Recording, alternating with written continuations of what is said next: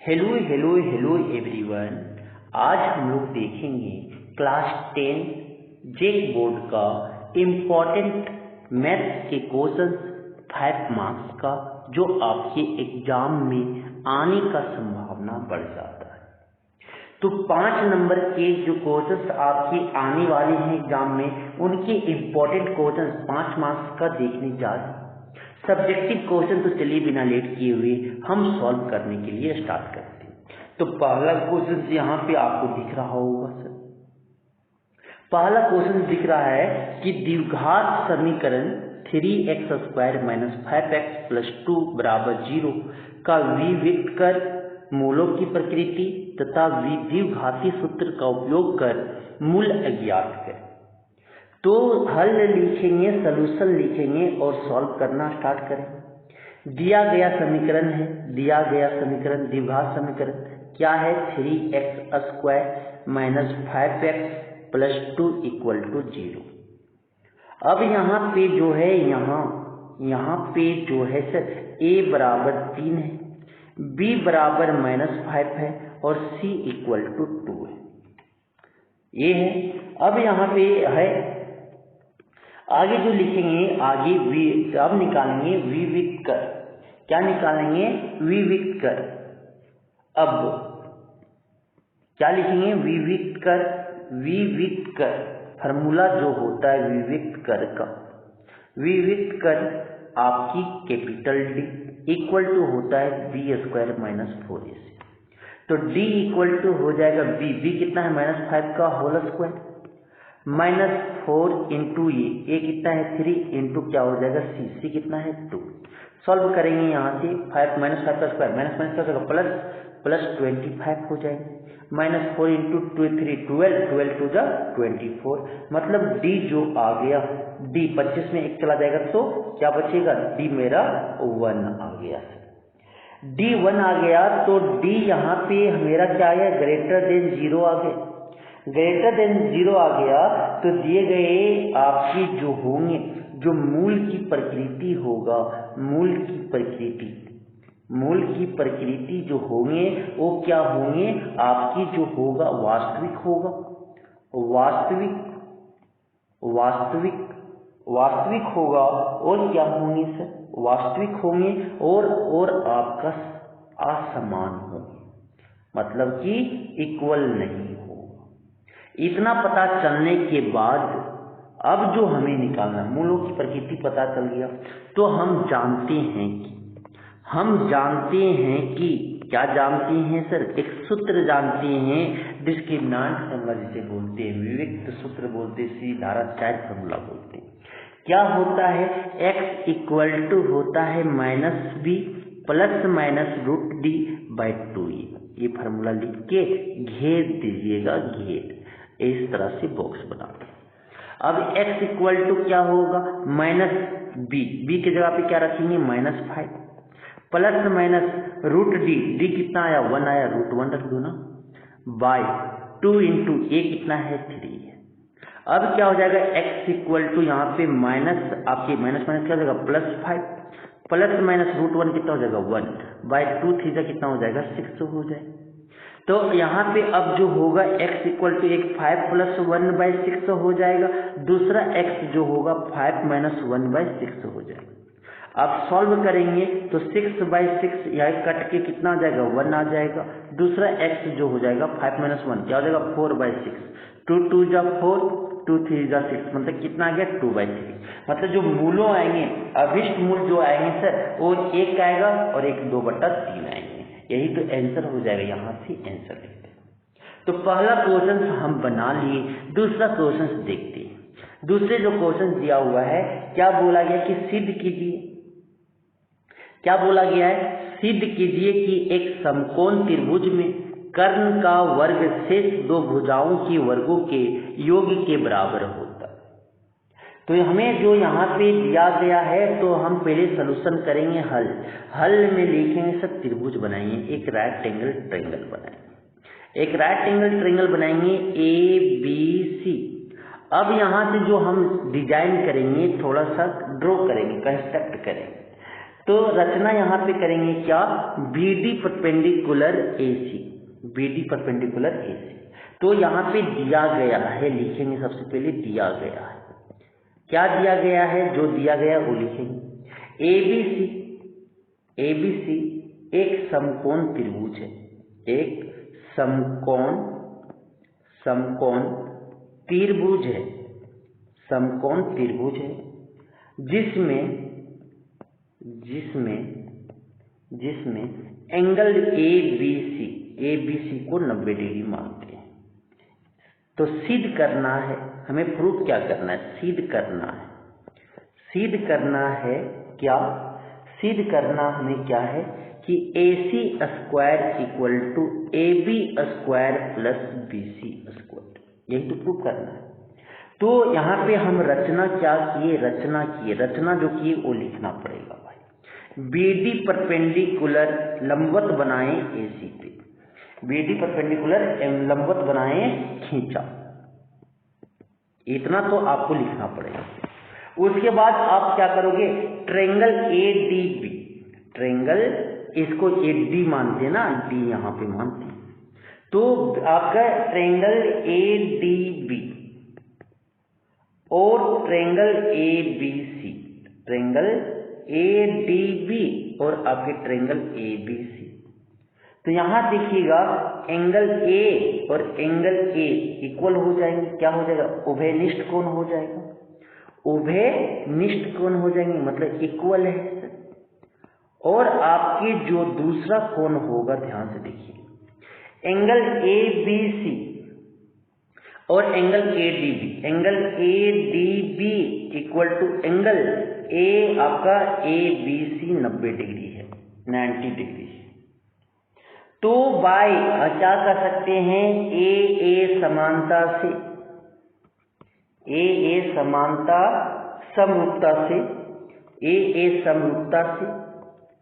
समरूपता की कसौटी है, कसौटी से क्या कर सकते हैं, कसौटी से कर सकते हैं, क्या कर सकते, कसौटी से कि ट्रायंगल जो आपस में हो गए वो सिमिलर हो गए, ट्रायंगल जो आपस में हो गया, ट्रायंगल ADB सिमिलर हो गए ट्रायंगल ABC की।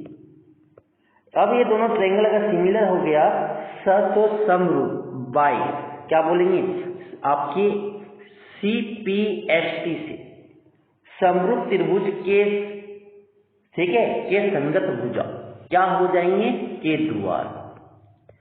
द्वारा क्या लिखेंगे यहाँ से, AD बाय आपका AB इक्वल टू हो जाएंगे DB by BC equal to हो जाएगा आपका AB बाय AC हो जाएगा। तो यहाँ से हमको जो रिक्वायर्ड है वो साइड लिखेंगे, क्या लिखेंगे, AD by AB equal to जो हो जाएंगे AD by AB equal to AB by AC लिखेंगे। अब यहाँ से क्रॉस मल्टीप्लिकेशन करेंगे तो क्या हो जाएगा, AB square equal to AD into AC, इसको इक्वेशन 1 मान लेंगे। अब दूसरा चीज लिखेंगे सर, दूसरा ट्रायंगल खेला चलेगा, कौन ट्रायंगल चलेगा, पूना जो ट्रायंगल में देखेंगे, पूना जो ट्रायंगल देखेंगे, कौन ट्रायंगल BDC और आप देखोगे एंड ABC और ट्रायंगल ABC। तो यहां से देखना क्या, angle C equal to angle C हो जाएगा, क्या लिखेंगे, उभयनिष्ठ कोण लिख लेंगे ना। फिर एंगल AB आपकी एंगल BDC इक्वल टू क्या हो जाएगा, एंगल ABC कितना है, 90 डिग्री। तो यहां से क्या लिखेंगे, यहां से AA समरूपता की कसौटी से क्या लिखेंगे, आगे देखिए। तो यहां से क्या लिख सकते हैं, तो यहां CPST के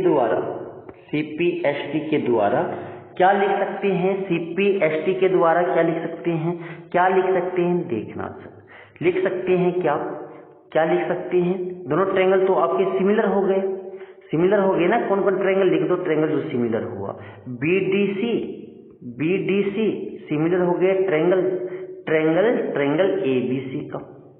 तो सीपीएसटी के द्वारा क्या बोल सकते हैं, सीपीएसटी के द्वारा क्या हो जाएगा आपका बीडी बाई आपका AB equal to DC by BC equal to हो जाएंगे आपकी हो जाएंगे क्या हो जाएंगे, बीसी बाई एसी हो जाएगा।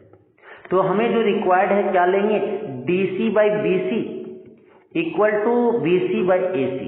अब क्रॉस मल्टीप्लीकेशन करेंगे तो बीसी स्क्वायर इक्वल टू क्या हो जाएगा, एसी इंटू डीसी हो जाएगा।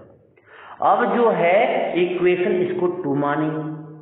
अब इक्वेशन 1 और 2 को क्या करेंगे, ऐड करेंगे, 1 और 2 को ऐड करेंगे, 1 और 2 को ऐड करेंगे तो क्या हो जाएगा, लेफ्ट साइड में AB square plus BC square, और राइट में क्या हो जाएगा, ध्यान से देखिएगा, राइट में जो हो जाएगा वो आपका देखो AC दोनों में कॉमन दिख रहा है ना, तो AC कॉमन ले लेंगे तो क्या हो जाएगा, AD प्लस आपकी DC, AD plus AC, DC क्या लिख सकते हैं, AD और DC AD प्लस DC को AC लिख सकते हैं, AC इंटू AC आ गया, मतलब ऊपर से लिख सकते हैं क्या, AB square plus BC square equal to AC square. Proof तो हो गया, यही तो पाइथागोरस थ्योरम है, यही तो पाइथागोरस थ्योरम है, समझ आ गया, हेंस प्रूफ, हेंस क्या करेंगे, प्रूव्ड हो गया सर, समझ में आ गया। चलते हैं नेक्स्ट क्वेश्चन की ओर। नेक्स्ट क्वेश्चन जो आपकी अगला स्क्रीन पे है, अगला क्वेश्चन क्या बोलता है, ध्यान से देखिएगा कि 7 मीटर ऊंचे भवन के शिखर से एक केबल टावर के शिखर का यूनियन कोण 60 डिग्री है और इनके पाद का अवनमन कोण कितना है, 45 डिग्री है। तो केवल टावर की ऊंचाई अज्ञात कीजिए, तो टावर का ऊंचाई क्या होगा वो हमें निकालना है। तो मानो ये बिल्डिंग नहीं, एक टावर है और एक आपका बिल्डिंग है, तो बिल्डिंग का हाइट जो मान लेते हैं AB मान लेते हैं सर, और ये क्या मान लेते हैं, CD मान लेते हैं। तो A जो आपका डॉट ऐसे आपका, तो अब जो बनाते हैं कि आपकी जो यूनियन कोण यहाँ से बनता है, इसका टॉप देखने में जो बनता है वो कितना बनाता है, 60 डिग्री। अब जब वही बिल्डिंग के हाइट से अगर देखते हैं हम लोग नीचे, तो बनाता है 30 डिग्री, आपके 45 डिग्री बनाता है, 45 डिग्री बनाता है। तो मतलब एक इतना समझिएगा, इतना तो समझ में तो आ रहा होगा सर कि A यूनियन, तो एक मान लो कि E है, अब ए आपका सर AB कितना है, 7 सेंटीमीटर दिया हुआ है, A आपका 45 डिग्री, तो A लाइन और A लाइन पैरेलल हो जाएगा, तो कितना हो जाएगा, 45 डिग्री। तो हम पूरा हाइट जो है A मान लेते हैं, टावर का ऊंचाई H मान लेते हैं। तो यहाँ पे है क्या लिखेंगे, देखिएगा, माना AB एक 7 सेंटीमीटर ऊंचा भवन है,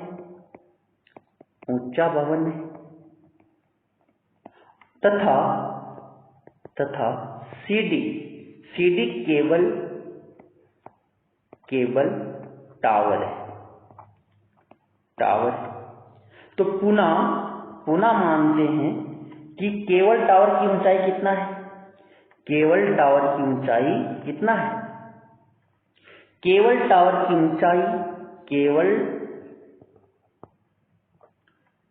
की ऊंचाई क्या माने, कैपिटल H मानते हैं। तो यहां से तो हमें निकालना है C इक्वल टू क्या हो जाएगा, C इक्वल टू A कितना, 7 सेंटीमीटर, तो ये भी 7 सेंटीमीटर होगा, तो C कितना हो जाएगा, C जो हो जाएंगे वो आपकी H-7 हो जाएगा, H-7 होगा। तो अब सॉल्व करेंगे, अब ट्रायंगल कौन त्रिभुज लेंगे, त्रिभुज जो लेंगे AEC लेंगे, AEC ले लेते हैं या क्या ले लेते हैं, ABC। ट्रायंगल पहले ABD खेलते, ABD तो ए बी डी में देखता हूँ क्या हो जाएगा, ए 45 है तो ए भी 45 होगा सर। अब नयन कौन है तो क्या हो जाएगा, tan 45 इक्वल टू क्या हो जाएगा, A B by B D. तो आपकी सर 45 tan 45 कितना होता है 1, ए बी कितना है, ए बी आपका 7 है, 7 बाई क्या हो जाएगा बी डी। तो बी डी इक्वल टू कितना आ गया, बी डी मेरा 7 सेंटीमीटर आ गया। बी डी कितना आ गया, 7 सेंटीमीटर आ गया। तो अब बी डी 7 सेंटीमीटर, तो बी डी इक्वल टू क्या हो जाएगा, ए ई हो जाएगा। ए ई कितना 7 सेंटीमीटर आपके हो जाएंगे। तो अब हमें निकालना सी। तो देखते हैं कौन ट्रायंगल में, अब जो ट्रायंगल नो, अब जो देखेंगे ट्रायंगल ए ई सी में देखेंगे। तो tan 60 डिग्री बराबर क्या लिखेंगे, सी बाय आपका ए लिखेंगे। अब यहां से सॉल्व करेंगे।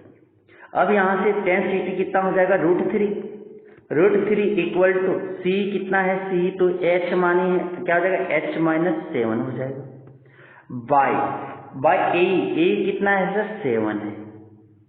तो अब h - 7 इक्वल टू क्या हो जाएगा, 7√3।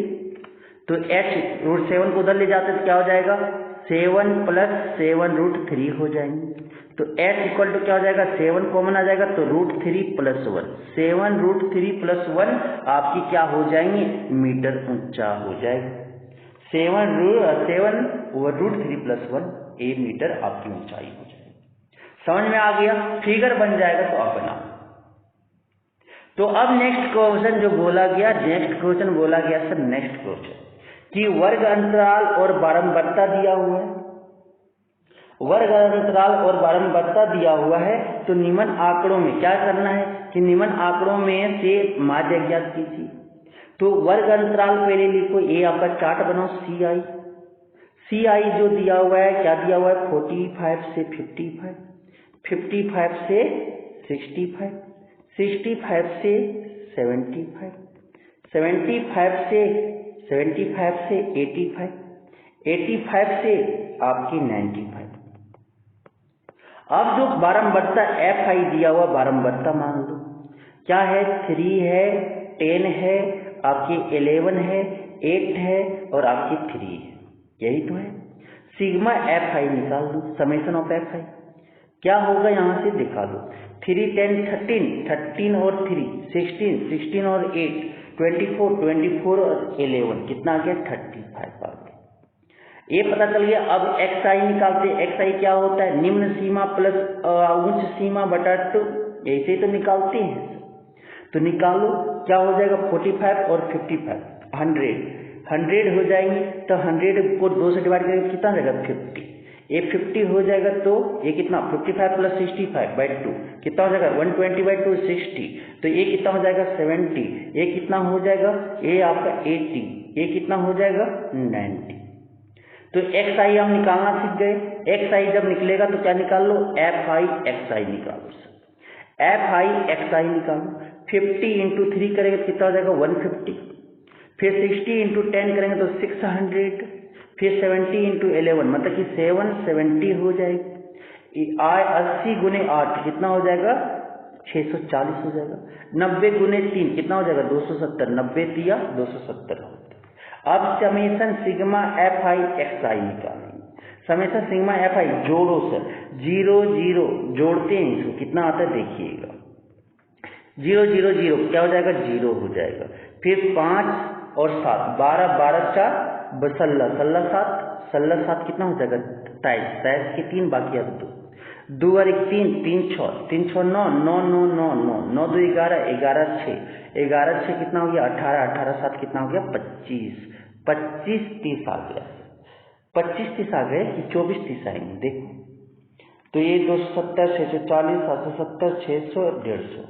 तो ये 6 2 12 12 7 कितना हुआ, 19 19 और 1 20 20 7 6 20 6 कितना हुआ, हाँ क्या हो रहा है, 1 6 कितना हो गया, 7 7 7 7 14 14 और 2 14 2 कितना हो गया, 16 16 और 6 22 22 और 2 24 मतलब कि 2430 आ गए। तो माध्य बराबर हम फार्मूला पढ़े थे, माध्य बराबर फार्मूला क्या पढ़े थे, summation of F I X I by summation F I, यही पढ़े थे। अब वैल्यू यहाँ पे लिखो क्या है, 24 30 बाय क्या है 35, एक कटेगा डिवाइड करोगे तो कितना आएगा 69.42 लगभग आएगा। यही क्या हो जाएगा माध्य का आंसर हो जाएगा। माध्य निकालना था, क्या हो जाएगा 69.4। समझ में आ गया कि कैसे निकालते हैं, बहुत अच्छी बात है, धन्यवाद।